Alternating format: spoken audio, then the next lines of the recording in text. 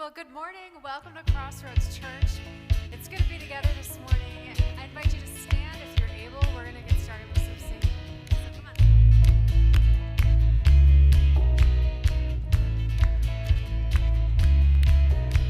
Hope erupting, darkness shaking, faith is rising. We know, heartbeat racing, living in your freedom, joy overflowing. We know, yeah, we know, our hope forever is the name of Jesus. We are free and you're with us. The church is alive. Passion burning, vision growing. The church declaring, we know, yeah, we know, our hope forever is the name of Jesus. We are free and you are with us. The church is alive, the church is alive. Our hope forever is the name of Jesus. We are free and you are with us. The church is alive.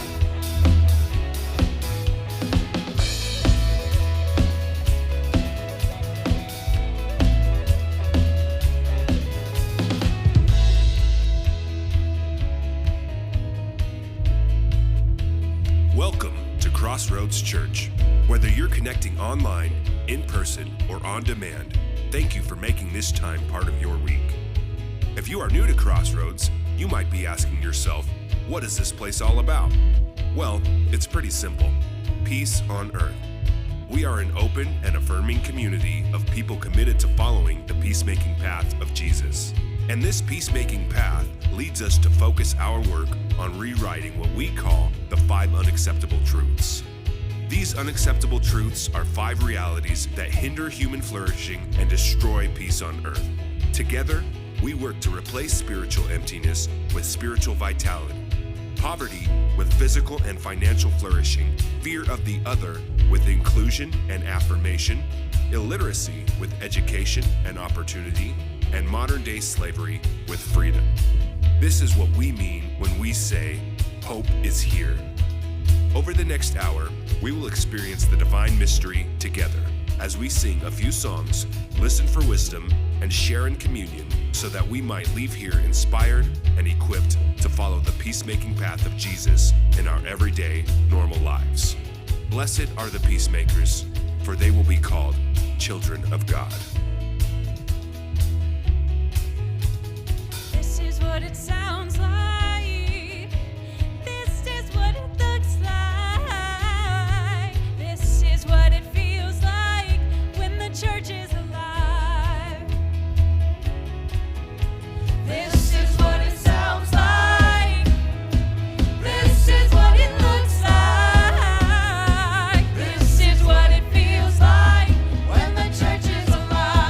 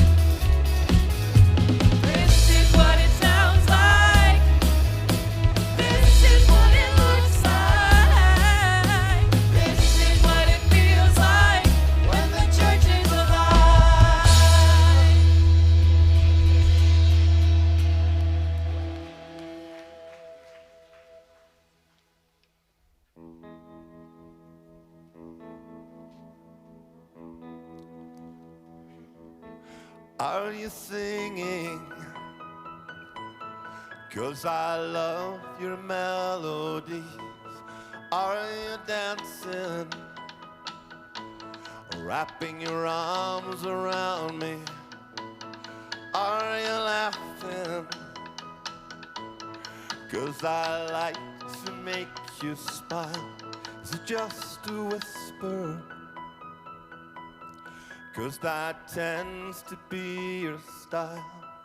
Are you screaming? This love with you, it can be kind of wild.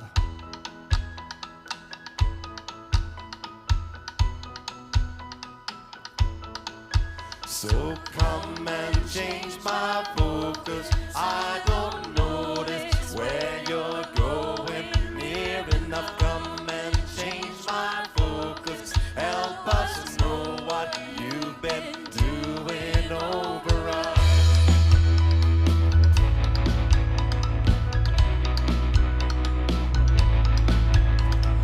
Come and change my focus. I don't notice where you're going.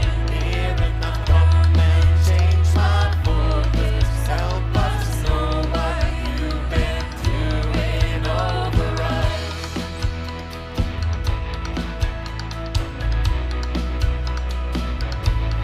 Are you moving like the wind blows through the trees? Maybe all you're asking is just to slow it down and breathe. Yeah, I've been chasing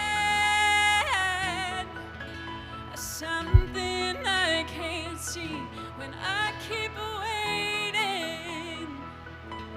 All this time you've been here right beside me. So come and change my focus. I don't notice where you're going.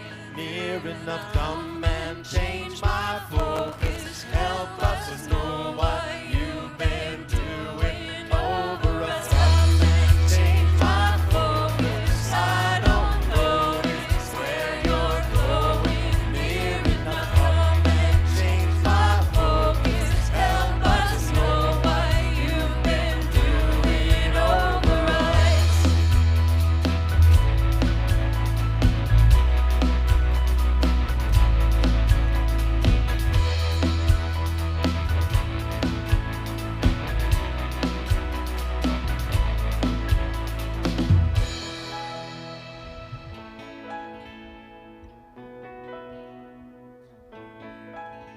Are you calling me out of my mind? Out of my mind. Now the roof's off. We expand like desire deep and we're wired. Are you calling me out of my mind? Out of my mind. Your love is kind of wild. I don't notice where you're going. Near enough, come and change my focus. Help us know what you've been doing over us. Change my focus. I don't notice where you're going. Near enough, Come and change my focus. Help us know what you've been doing over us.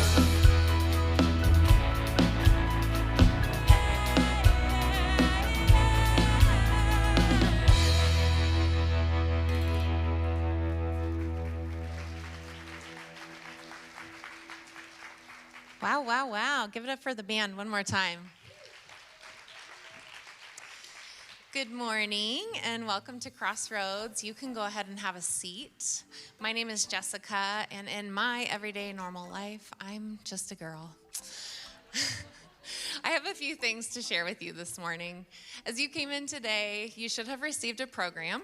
If not, you can raise your hand and a room host will bring one by. If you're new here today, welcome. You will find a few things in your program that I want to point out. everyone go ahead and take out that Connect card or click on it if you are in the app in the weekends section.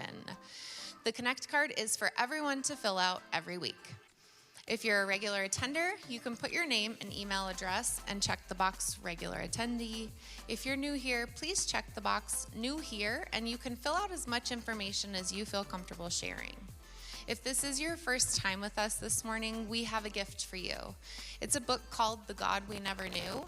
It is especially helpful if you are deconstructing ways of thinking about God that you were handed that might no longer make sense. So on your way out of the auditorium, just grab a copy from one of the tables in the back, or better yet, come see me at the Fresh Perspective banner in the atrium following service. I would love to meet you and discuss any questions you might have about Crossroads. Well, the 5th annual Partners in Hope Gala is coming up next month on May 16th. Check out this preview.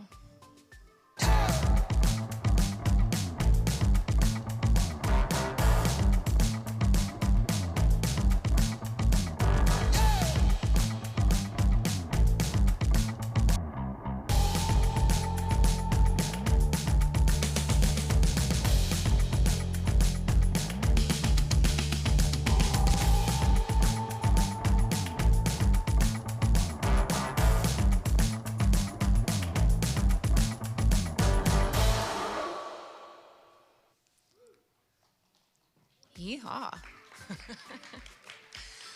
That is right. On May 16th, you will have the opportunity to open your wallets and win big in the live and silent auctions at the gala. And that is not all.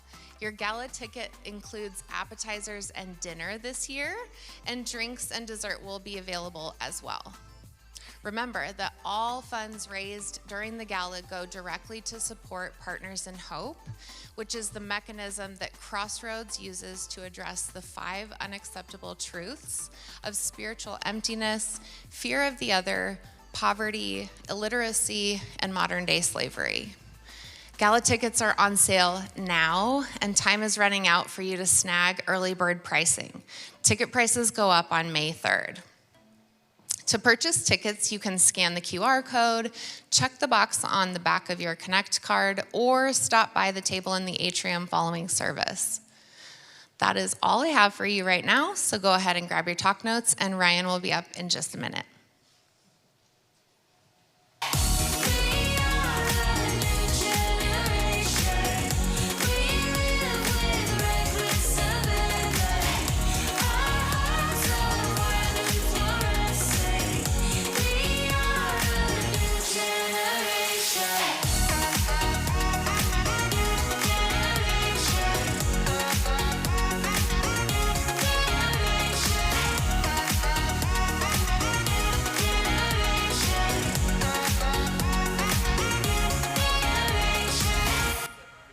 Hey, good morning.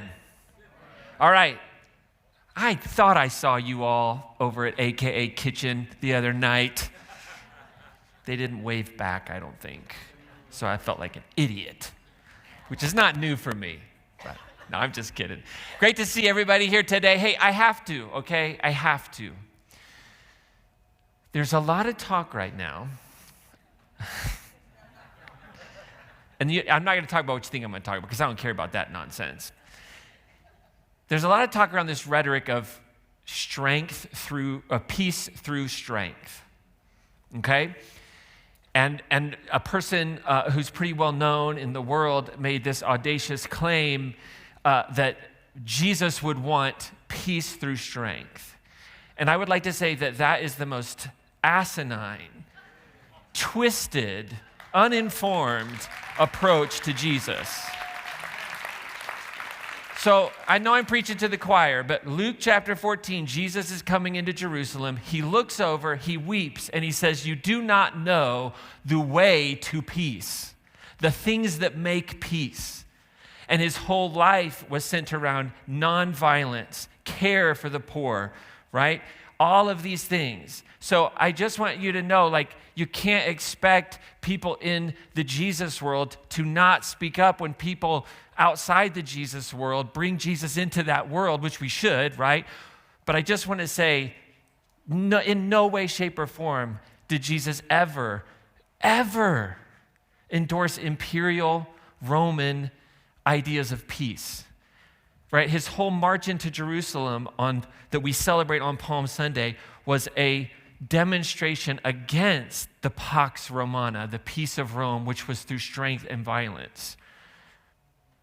Okay.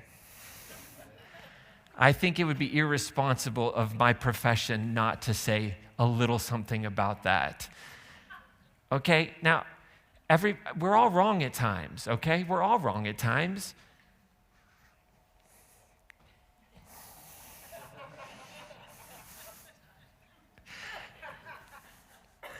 And I recognize this is not a good church growth strategy, what I'm saying right now in the current climate. But, I was super successful in my 30s, all right? That's all I go with. I live into that, right? 40s, not so much, okay? We'll see what the 50s hold, we'll see. Excellent. Well, hey, it's great to see you. If you're a guest today, thank you for staying through that, lasting through it. It's good to see everybody today. If you're tuning in online, if you're here in the room and you're a guest, welcome. Thank you so much. You are here at a community, a church, a group of people that cares deeply for our community, that cares deeply for people who feel spiritually dissatisfied, disconnected, disenfranchised, deconstructing of their faith. And so you are in a space that says you are welcome here. My name's Ryan. I'm the lead pastor. I am white, cisgendered, heterosexual male, born into a Christian home, which means I hit the privilege jackpot here in America because the systems and structures that hold us together were created for people who look like me, who love like me, who are gendered like me, all of those things. However, I don't feel any guilt about that, by the way. I don't feel guilt myself. I recognize that I didn't necessarily choose that. However, so people always say to me, why do you feel guilty about being white or a male or heterosexual? I don't feel guilty about that. I feel a deep burden that not everybody has the same privileges I have had. So to me, following Jesus is about naming those privileges, leveraging them for the sake of others, and getting the same privileges and affordances to all people, regardless of race, sex, gender, country in which you live in, all of those things. That's the kingdom of heaven that Jesus talked about. That's what I'm about. That's what we're about here. That's what gets us 1-star reviews on Google. If you really want to have a fun time, you should read the reviews, the 1-star reviews on Google. And I will tell you this, some people get really worried about that. This is not part of the message, okay? This is all free. I got to get some things off my chest this morning, all right? I want you to know, some people freak out about the 1-star Google reviews, but I get to have coffee with people who say, I came to Crossroads because of the 1-star Google reviews. They said, if they really do that, that's my place. So you all don't leave 1-star reviews, okay? That's okay. But don't freak out if people leave a 1-star review. It's okay. It's all right. So listen, part of the spirituality in which I try to walk out and live is really grounded in this beautiful thing called the Christ poem that we have in Philippians chapter 2 that says Jesus, who in the very nature of God did not consider equality with God something to grasp onto, but instead set aside all privilege and became like a servant, like a slave for the sake of us all. And that's what we're trying to do here. That's what it means to walk this peacemaking path. So whoever you are, however you've come into this space, whether you are certain about things, you're skeptical about faith, whether you're super hopeful, whether you're in a deep place of hurt, you're welcome here. And I do hope that you will join us together as we walk this peacemaking path of Jesus, because I do believe it can save us from the violence and oppression and injustices in our world. That's what it's about. So, all right. Now, let me address the other thing, okay? I just wouldn't worry too much about social media and what's happening with our church, okay? There's all kinds of speculations. People are making crazy things up. I don't know where they're getting it. And that just is what it is. Here's the thing. I only have enough time to focus my attention on things that matter. And that should be your goal too, right? So just so you know, we are as a community of faith never going to do anything that harms the the prosperity, the development of our city, of our community, in our move, in any of those things. So if you hear something on social media that's different than what you've heard here, you have a choice to make. Like what do you want to trust? You like your faith community? I mean, I know you might not want to trust your pastor. I totally understand that. Or do you want to trust like social media fear? All right, so just keep that in mind. All right, so we're marching forward. We'll have an official update on things. For those of you that are guests that don't know, we're moving. We're selling this building. We're buying a new building. And we're excited about this transition and change and our ability to continue to do our work in really great and new and innovative, creative ways. And we'll have an update on that next week, okay? Because we still have some T's to cross, I's to dot on some contracts this week. So we'll have a full update next Sunday, all right? Okay, good. Well, let's close in prayer. Wait, let's receive the offering. We're going to take the donations, then close in prayer. Okay, how many of you know that relationships shape everything in our lives? The reality is we are social beings. We're social creatures. The joys that we experience, the growth, right? Sometimes our deepest struggles, they take place inside of relations. How about that transition into the actual message, all right? We are relationally bound together. And so this past Easter, we launched this new series called I Promise Me. And it's this 5-week journey where we're exploring promises, not that we make to other people, but that we make to ourselves as an expression of our love of self, right? Because our tradition teaches us that there's kind of 3 big things that we can do that will honor the divine in us. And the first is to love ourselves. And that is oftentimes the hardest. Second is loving others. You know what the easiest thing to do, to be honest with you, is to love God, because nobody knows what that means. So we can just define it however we want, right? But love of self is probably the most difficult. So this whole series is about how do we love ourselves enough to make commitments and promises to ourselves so that we can show up in every relationship with honesty, with compassion, with authenticity, right? And so it's inspired by some wisdom from a book called The 5 Agreements.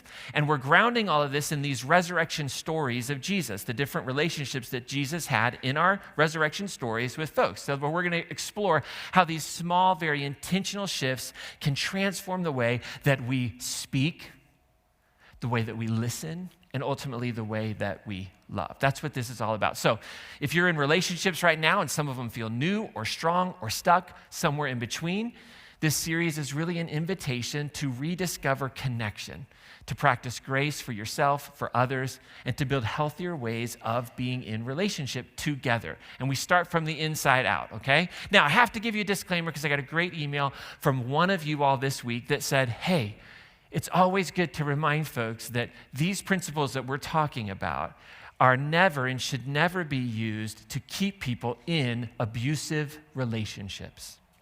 Okay, so some of you maybe had grown up or you've been a part of religious traditions that would tell you you have to love your enemies, you need to forgive your spouse, and then would put you back into a space where you were verbally or emotionally or physically abused.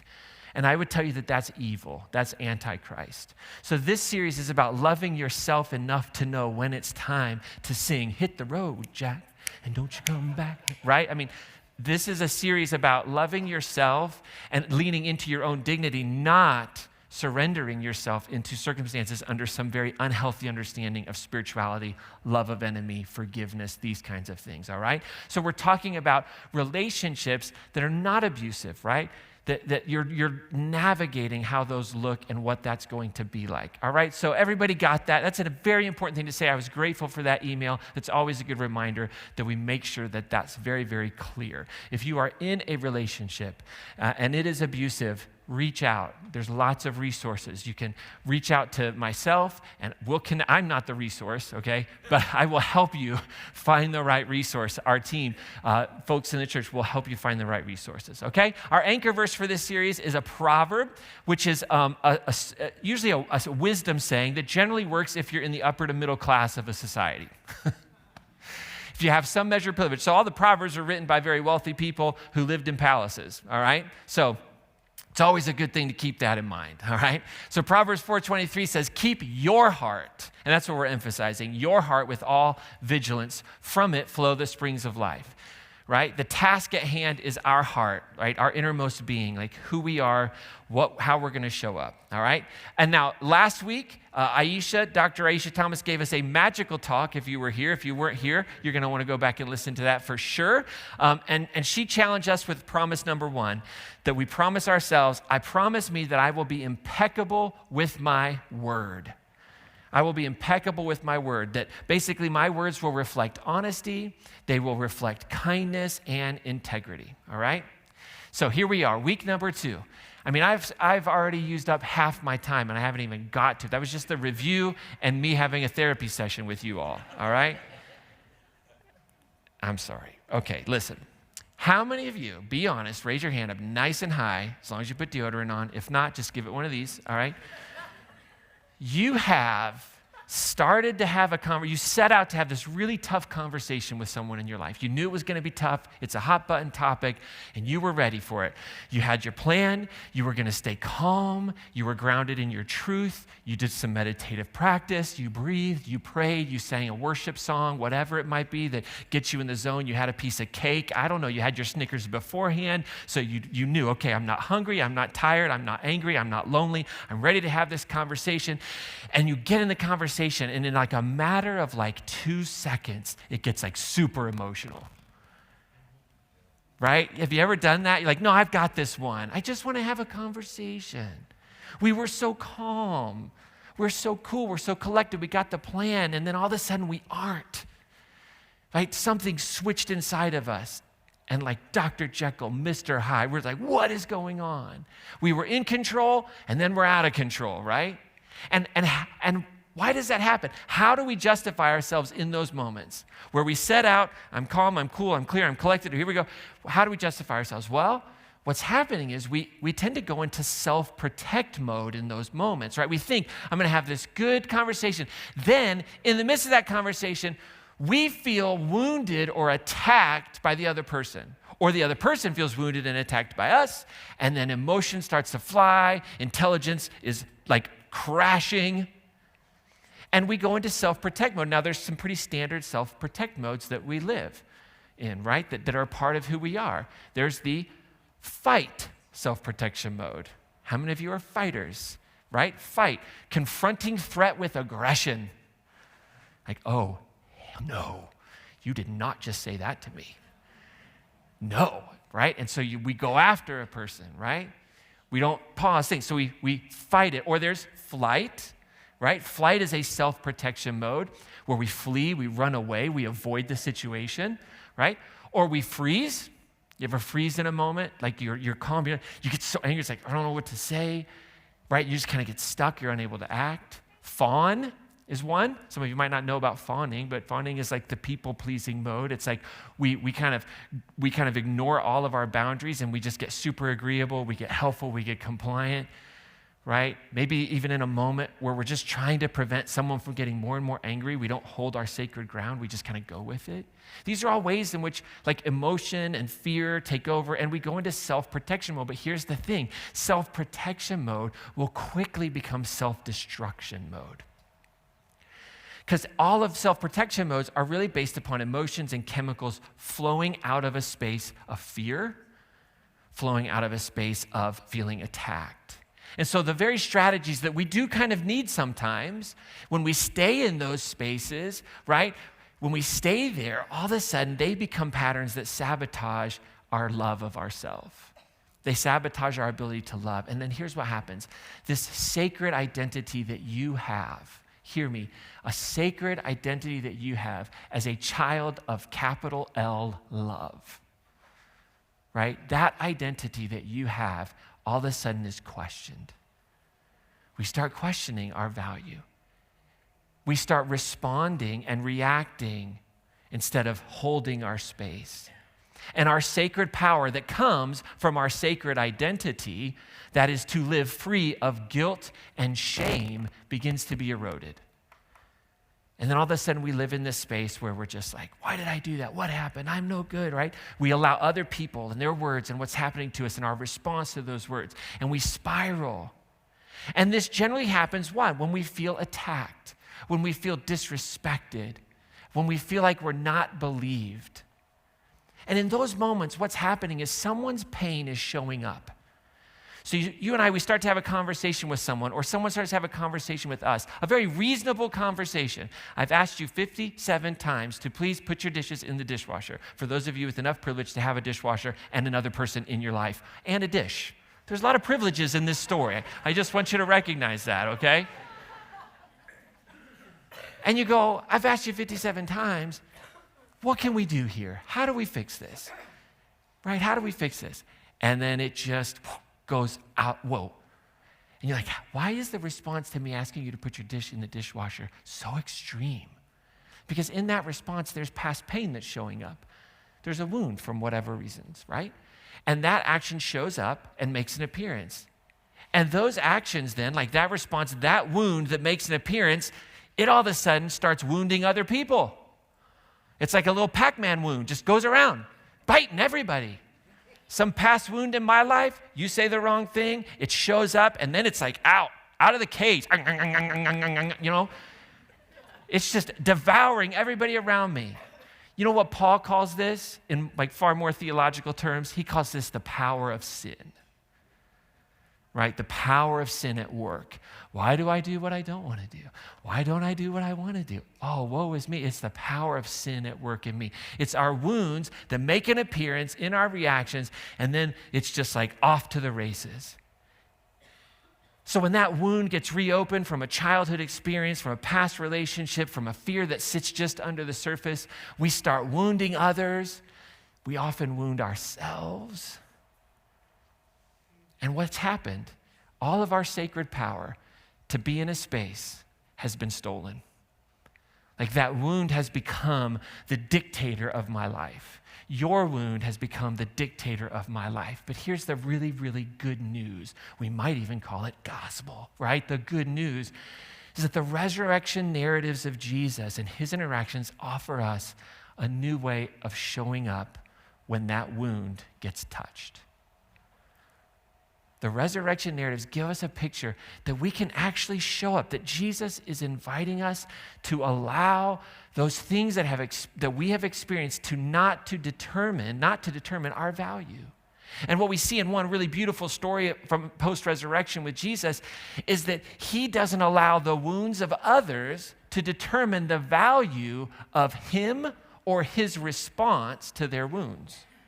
So he's not going to give up his sacred power to anybody.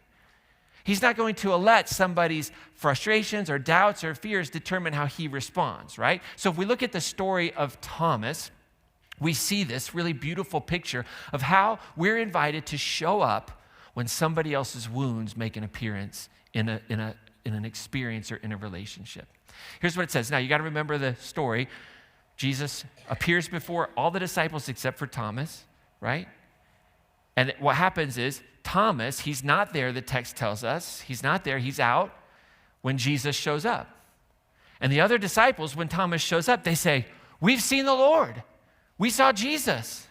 And again, like I said before, like I always want to know, where was Thomas? Like this is like the most terrible timing for a beer run. Like what, he's just gone, right? And for a person who already has a disposition towards doubt, right? Like, this has got to be super frustrating. It's like, how many of y'all ever driven up to Estes Park? Y'all ever driven up there? And you're right, and you're driving up, and somebody's like, "Oh, look, the bighorn sheep!" And you've wanted to see the bighorn sheep for every time, but you never do. But you had your phone in your face, and you missed it. But everybody else in the car was like, "It was so cool!" And you're just sitting there like, "What? How did I miss it?" But you did see the latest Facebook thing that had, right? It's like everybody around you gets in on the joke, gets in on seeing it, but you don't, right? And you're like, your response could be they're all lying to you, right? No, there were no bighorn sheep. You're making that up. Or you get irritated with yourself. Oh, I can't believe I missed it again. So Thomas, he goes the route of calling everybody a liar. Like he says to them all, unless I see the mark of the nails in his hands, I put my finger in the mark of the nails and my hand in his side, I will not believe. You all are lying liar pants. Right? We don't think about it, but that's what he's saying, right? Now, here's the thing. Thomas's reaction was a product of his experience. Thomas had a wound, and that wound shows up when the disciples say something very exciting. We saw Jesus. And Thomas's wound makes an appearance in the room. He's like, I won't believe it. No way. Behind Thomas's response was pain, frustration, disappointment. Now, can I say something too for those of us that maybe grew up in a religious tradition that said this? I'm going to get in so much trouble. Okay, listen. Oh. Let me preface this. I do not believe that having a quote-unquote point of salvation experience is necessarily a bad thing. So if you have ever done the raise your hand, pray the prayer, invite Jesus into your heart, I don't think that's necessarily a bad thing, okay? So if that's a part of your faith and it's meaningful for you, I bless you in the Father, the Son, and the Holy Spirit, okay? Now that we have that said, a lot of us in those same traditions that reduced the life, teachings, death, resurrection, ascension, gift of the Holy Spirit, all these things in our church that reduced it down to some magic prayer would also tell us that if you don't pray that prayer, you cannot be in relationship with God, that you will forever be separated from God. Okay, Thomas is offered the opportunity to believe someone else's witness. He rejects it. Are you following me? He doesn't pray the prayer. In fact, he says, I won't believe if I don't see it with my own eyes, if I don't touch it. I won't do it. All right, just hold that, okay? So I just want you to hold that in your heart for a second. A little tension. We'll get back to it. But he says, I won't believe it. Now, this had to have caused a beef with the disciples, right? They had to have been like, well, what do you mean you don't believe us? When have we ever lied to you? He's like, oh, right, whatever, I don't know. But he's like, what are you talking about? He's essentially calling them all liars. Your word is nothing to me. I will not believe it. I wonder if, I just imagine Peter totally getting in his face. This almost near bar fight in this moment. Peter shoving him and Thomas what are you doing? This is what I'm talking about. You don't know Jesus. You haven't seen him. Look at how angry you are, violent you are. They're in a big argument. But the text tells us a week later, the disciples were again gathered in the house, and Thomas was with them this time. Now Thomas is there. I don't know how happy he is to be there. I wonder if the disciples are happy that he's there. He's in a space of tension with everybody. It's been a week. 7 days is a long time when everybody else has had some party experience. They've seen the guy, and you're just not until I believe it. Not until I see it will I believe it. So there's this tension that exists, a week of friction, a week of frustration, a week of feeling like an outsider. Why would Jesus come then? If he's so brilliant, wouldn't he know I wasn't there? That's a whole other side of this story. If you want to take it literally, you got to ask Jesus is the one who had the poor timing. Oh, that was too far. Sorry. My bad. Do not question Jesus. Okay, I got that one on the list. Wow. All right. You all got silence on that one. That joke was not funny, Parker. Please don't interpret it. Okay, here we go.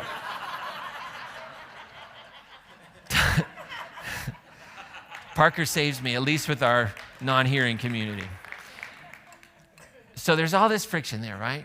And it says, although the doors were shut, Jesus came and stood among them. And he says, peace be with you. Good opening line when you magically appear in the middle of a room, right? Jesus read the room correctly. Why? Because the experience with the resurrected Jesus was paranormal in this story, right? It was paranormal.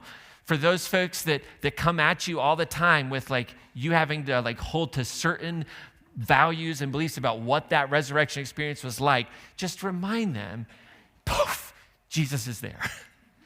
That is not normal, embodied reality, okay? So he shows up in the middle of the room. Now, remember, paranormal, it just means a phenomenon, an event that is beyond the scope of normal scientific understanding, okay? I'm not talking about the truth of the story. I'm just saying we should agree people generally don't poof appear, right? Unless it's Star Trek. Star Trek, right? Yeah. So all of a sudden, Jesus is there. And this is one of those magic moments that Dr. Aisha talked about last week, right? And I love it. So she's talking about it. She's giving us these magic moments that we just can't explain. The experience is there. And I wonder if the disciples, when Jesus shows up, like their first response was like, oh, yeah. Like, eat that, Thomas, right? Like, call me a liar. And they're probably like, get him, Jesus. He didn't believe. He didn't pray the prayer. He said he wouldn't believe until he saw you. That's what he said, Jesus. I don't know if you know that or not. I don't know if you were there. But that's what he said. And a lot of us grew up in a tradition that would tell us the response to that is, get away from me, I never knew you. A lot of us grew up in a tradition that would tell us that the God of Jesus would say to you, you didn't choose me, I don't choose you. Off to eternity, conscious torment where you burn forever and ever and ever. So wouldn't we expect that to be Jesus' response to Thomas? Well, if that's what you believe, that's what it should say. But that's not it. Look at Jesus' response. He looks at Thomas and he does something I'd never say. He's like, touch me. He's like, put your fingers here and see my hands. Right here. Reach out your hand, put it on my side. Don't doubt, but believe. He doesn't condemn Thomas. He doesn't say, you know what, Thomas, had you responded at the opportunity that you had been given, you'd be in the club. But unfortunately, you have all this past experience and pain and hurt and disappointment and doubt, and it kept you from me, and I'm just too petty to get past that. You're going to have to leave. You need to open the door and walk out. I don't. That's not what Jesus does. Here's what's so amazing.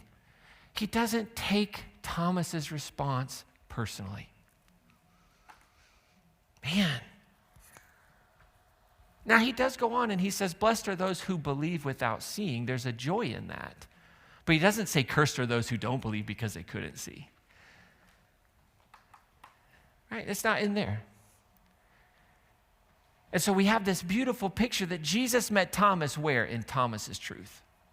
In Thomas's experience. He knew the complexity of the pain that Thomas had in his heart, whatever it was. And he doesn't shame, he doesn't rebuke, he doesn't respond with anger. He isn't taken out of the moment. Jesus, his response honors the darkness of Thomas's past and encourages Thomas into a brighter future. You know what he doesn't say, for those of you that like these kinds of questions, and this bothers me to no end? Well, why would you do that? I hate that question. If that's in your vocabulary when somebody makes a mistake, you need to go to your prayer closet. And I don't even believe in prayer closets, but you need to go there and work that out. It's just a shaming statement. Why would you do that? Why would you say that? That's not really a helpful question in the moment, right? It's worth exploring, but maybe with a trained professional, not somebody who's hurt by you, right? Like, it's like when a little kid accidentally spills milk. You're like, why would you do that? Like, because I felt like your life was too calm at this moment. So I went for it. One time I want to be at a restaurant and hear a parent ask their kid that, and the kid be like, I learned it by watching you, something like that. I don't know, you know? Like, Jesus doesn't shame. He says, okay. Okay, beloved, come here. Here it is. Let me meet you where you are. He extends his hands and his sides in tenderness. His physical wounds meet Thomas's emotional wounds. Why? Because Jesus knew the value of himself and of his wounds. He knew that his wounds were a part of his worth. Jesus knew that his wounds did not, in any way, shape, or form, make him less valuable, but they were incorporated into the story. His wounds became sacred. You'll hear me oftentimes talk about the difference between sacred wounds and stupid wounds. Sacred wounds are wounds that we bring to the divine love. And we say, if you can somehow use this pain, this hurt, this harm that was done to me to restore, to heal, to bring life, then I am making it available. That does not mean that I ascribe some vindictive, evil nature to God who says, well, the only way this can happen in your life is if you go through this abuse or if you go through this pain. I don't believe that at all, but I believe in redemption. I believe that what someone means for evil, love can transform and use it for good. Doesn't mean it's the only path, doesn't mean it has to be. And in that moment of tenderness, when Jesus, who's standing there, who knows his value and his worth, and Thomas's doubt has nothing to do with it. He's not like, how could Thomas doubt me? I'm a loser. Did I not? I got to do more. No, Thomas's doubt has nothing to do with Jesus' understanding of his worth and the value of his wounds, right? Nothing to do with it. And when that moment, when that tenderness comes, when he responds, not as a reaction to Thomas, but as a space of love and value, Thomas says what? My Lord and my God. My Lord and my God. There's something really powerful about this moment in this story that we're given. And it's teaching us something about the divine nature. It's not teaching us history. So let me just say this. I say this all the time. Like, I don't really care if there was a camera in the room and it happened this way. Because I believe what this story is teaching us is that you know how you know you're encountering the divine? Is when you've been accepted fully in all of your weaknesses, in all of your pains, in all of your doubts, in all of your questions. And when you encounter a love that stands in the face of your doubt and your anger and your frustration and your pain and says, come and give me a hug, you have found God. That's the point of the story. You have found God. That's the beauty of it. And the invitation, right, is that we can live in a similar way, right? That when we're in this tension, right, we don't have to respond from our pain. We can respond like Jesus with understanding and compassion and dignity. Why did Jesus respond like that? Because he chose love. He chose love. Even in the face of pain and hurt, he chose love and he chose grace and he chose compassion. And he chose not to take Thomas's doubts, pain, and hurt as a personal attack. He had a filter, a gospel filter, a way of seeing the world that says the anger, the hatred, the violence that people perpetrate against me and others comes from a place of woundedness. And to respond to those wounds with more wounding only makes the problem worse. Now, that does not mean that I continue to put myself in a space where I'm constantly wounded. I put up borders and boundaries and barriers for people, but that doesn't mean that I allow their woundedness that shows up to start moving me towards that space. And so this story, Jesus invites us into a second promise that we can make to ourselves to show up in every relationship with confidence, with authenticity, and with compassion. And that is this: I promise me that I will not define my worth by someone else's reaction. I will not take it personally. I will assume pain and heartbreak and loss. You know my trick for doing this sometimes, especially when it's a person who's acting really vile? I try to imagine that person as just a little baby. Just a little baby, born into innocence and life and a whole lot of experiences, a whole lot of hurt, a whole lot of wounds have produced what stands in front of me. And maybe that softens my heart for about 6 seconds. Then I'm like, oh, I will tweet you, but don't even, no. But I have to think about those things, right? See, the reality is the question isn't whether or not people will react from pain. They're going to do that. The question is this: whether their reaction will get to tell us who we are.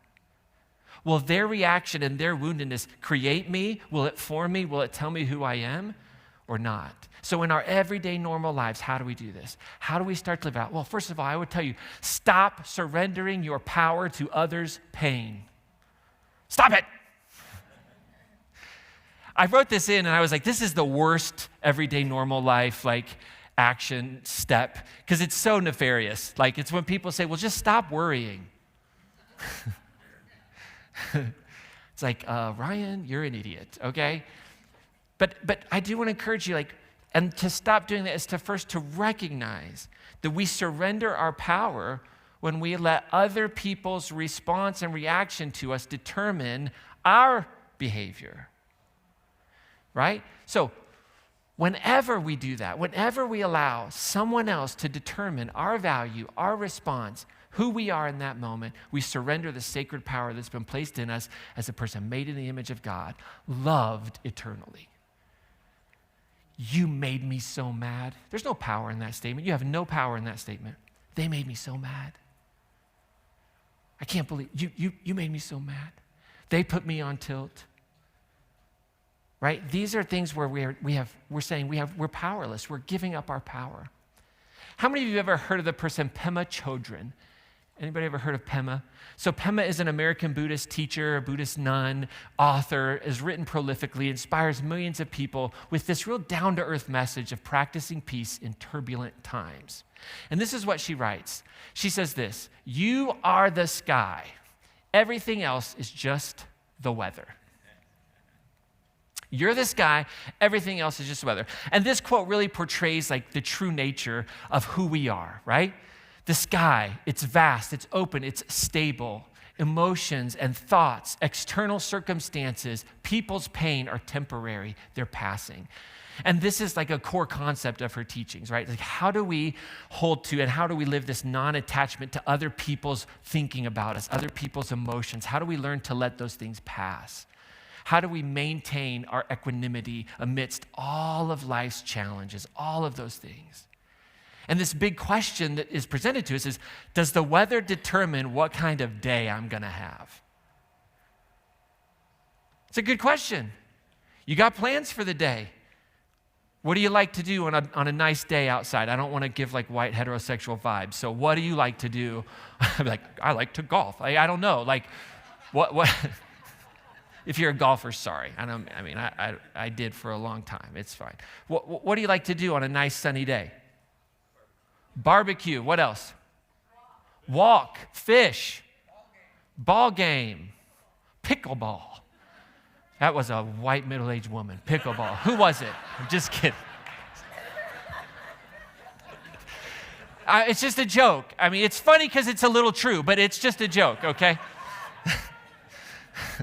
Oh gosh, why anybody comes here, I don't know. Okay, listen. I was truly it just came out. Oh gosh, I'm sorry. I'm going to get an email from all the white middle-aged women. There are other people that play. There are white middle-aged men that play pickleball too. Okay, it's fine. I'm just kidding. It's another joke. I can't stop myself. Stop me. Okay. Those are all the things you want to do on a nice day. We're going to go play pickleball. You wake up and it's raining outside. And now you're faced with a choice. Is your life miserable that day? I can't play pickleball. I was going to play pickleball. Now I can't play pickleball, so I'm going to just brew all day inside about how fun it would be to play pickleball. That's one option. Some of us do that, right? If I can't, I would get stuck, and I'm just. Or you go, well, the day gave me some rain. What do you like to do when it's raining outside? Sleep. Walk. Bake. Read. What? I see a hand back there being super polite. What is that? Video games. I like it. Right? Or we can go, well, I was going to play pickleball, but now I'm going to play video games. Now I'm going to read. Now I'm going to sleep. Right? We can redeem the moment, right? The weather will always have a say in your day, undoubtedly. But it doesn't have to control your response. You can rage against it, or you can respond with your own sacred power. You can respond and you can make the day you deserve. I heard somebody say that a while back. They said, I hope you make the day great. I said, that's so good. I heard somebody one time say, I hope you have the day you deserve. That I really liked. It's that might not be appropriate for me to say, but by all means, no. Right? Go make the day great. Remember, your worth is too sacred to be handed over to the weather, to somebody else's wounds that showed up in your life, to a thunderstorm that might have come in. Your worth is too valuable to surrender. Your pain is too powerful to surrender. And so here's the other question I have for you, because we all want to assume that we're the victims, right? It's everybody else that does this, okay? Is your past pain bringing tension into a present relationship? Are you the storm cloud? Woo! I'm not going to answer that question, but you can. And if in your heart you're like, yep, there's a pain that's just showing back up, I'm that storm cloud, I'm that thunderstorm, oh, I want to encourage you, tend to that wound, because that wound will destroy you and destroy others. And it's hard work, it's not easy, but get with a helping professional, sit with a trusted friend, sit with a mentor, speak it, own it. It will lose its power as you do that. Naming something is a power move. Did you know that? How many of you have ever had children and you've said things to yourself like, I gave birth to you, I gave you your name, I will take it away, right? When you name something, you exercise power over it. It's one of the atrocities of colonialism.